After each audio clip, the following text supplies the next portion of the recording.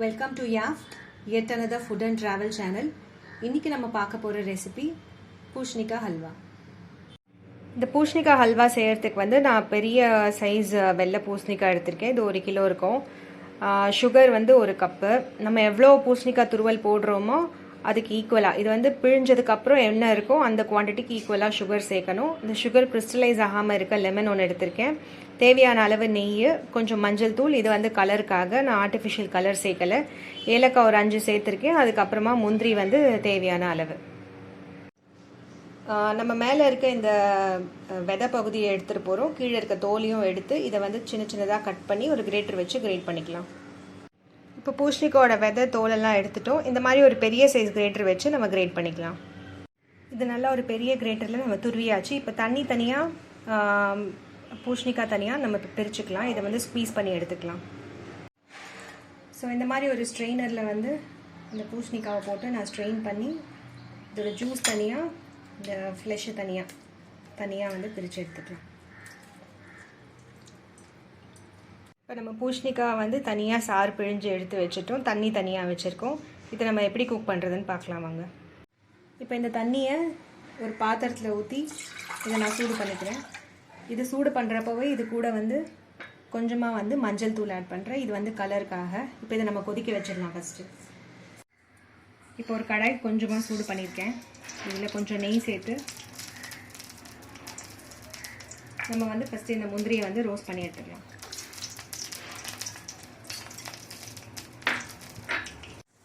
இந்த முந்திரி ரோஸ்ட் ஆகிடுச்சு. இதை நம்ம எடுத்துடலாம். நம்ம பிழிஞ்சு வச்சோம் இல்லையா இந்த பூஷ்ணிக்காய், இது இதில் சேர்த்து இந்த நெய்லேயே சேர்த்து வதக்கணும் கொஞ்சம் நேரம். இது போட்டு ஒரு 5 மினிட்ஸ் வதக்கிக்கலாம். இப்போ இது போட்டு வந்து ஒரு 5 நிமிஷம் வதக்கிட்டோம். இதில் வந்து நான் என்ன பண்ண போகிறேன்னா, நம்ம அந்த கொதிக்க வச்சோம் இல்லையா, தனியாக எடுத்து வச்சோம் இல்லையா அந்த தண்ணி, அதில் மஞ்சத்தூள் போட்டு கொதிக்க வச்சுருக்கோம். அதை மெதுவாக இதில் வந்து சேர்த்து இந்த பூஷ்ணிக்காய் வந்து நம்ம இப்போ வேக வைக்க போகிறோம். இப்போ பார்த்திங்கன்னா நம்ம வந்து இதில் கலர் ஆட் பண்ணல. நான் ஆட் பண்ண இந்த மஞ்சள் தூளில் இருக்க அந்த கலர் வந்து கொதிக்க வச்சோம் இல்லையா, அதுவே வந்து இதுக்கு வந்து நேச்சுரல் கலர் கொடுக்குது. இப்போ நம்ம இதில் ஏலக்காய் சேர்க்கறதுனால இதோட ஃப்ளேவர் அண்ட் டேஸ்ட் இன்னும் நல்லாயிருக்கும். குங்குமப்பூ இருக்கவங்க குங்குமப்பூ ஆட் பண்ணிக்கலாம். நான் வந்து இன்றைக்கி மஞ்சள் சேர்த்து பண்ணுறேன்.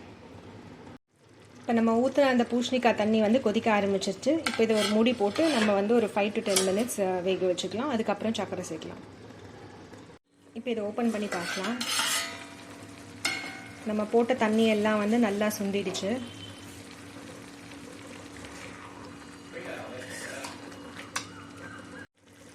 இது நல்லா வந்து சாஃப்டாக குக் ஆகிடுச்சு.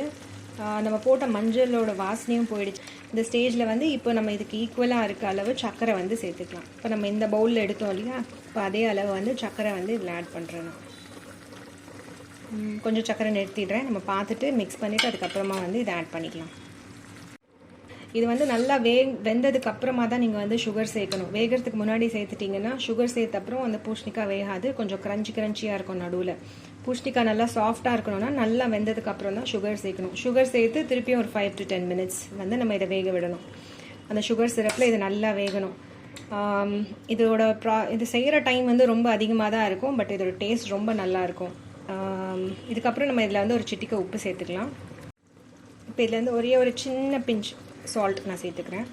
இது வந்து ஜஸ்ட் அந்த டேஸ்ட்டை வந்து கூட்டி கொடுக்கறதுக்காக தான். சுகர் வந்து நம்ம மீதி இருந்ததுலேயே அதையும் இதில் ஆட் பண்ணிக்கலாம். இது கரெக்டாக இருக்கும்.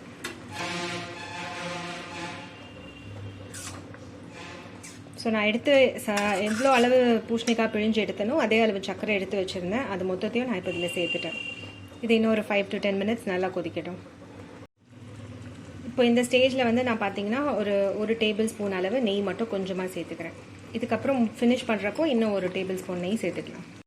இப்போ இது கிறிஸ்டலைஸ் ஆகாமல் இருக்க இந்த சர்க்கரை வந்து நம்ம வந்து ஒரு 2-3 ட்ராப் மட்டும் லெமன் ஜூஸ் சேர்க்குறோம். இதுக்கப்புறம் நம்ம இதில் வந்து பவுட்ரு பண்ணி வச்சுருக்க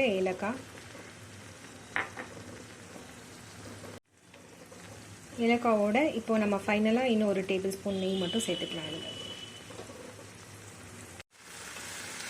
இது பார்த்திங்கன்னா நல்லா பாத்திரத்தில் வந்து ஒட்டாமல் வருது.